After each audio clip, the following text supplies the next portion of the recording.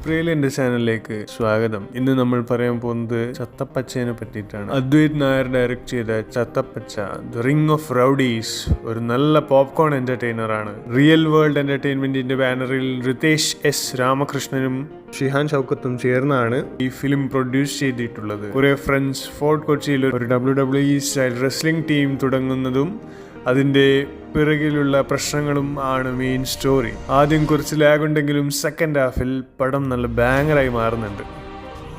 ആക്ടിങ്ങിന്റെ കാര്യം പറയുകയാണെങ്കിൽ അർജുൻ അശോകൻ, റോഷൻ മാത്യു, വിശാഖ് നായർ, ഇഷാൻ ഷൗക്കത്ത് എന്നിവരുടെ പെർഫോമൻസ് വളരെ നന്നായിട്ടുണ്ട്. അവരുടെ കെമിസ്ട്രി സ്ക്രീനിൽ നല്ല രസമാണ്.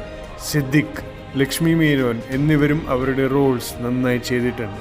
ടെക്നിക്കലി ഈ പടം വളരെ ഹൈ ക്വാളിറ്റിയാണ്. ആനന്ദ് സി ചന്ദ്രനാണ് മെയിൻ ക്യാമറ സിനിമറ്റോഗ്രഫി ചെയ്തിട്ടുള്ളത്.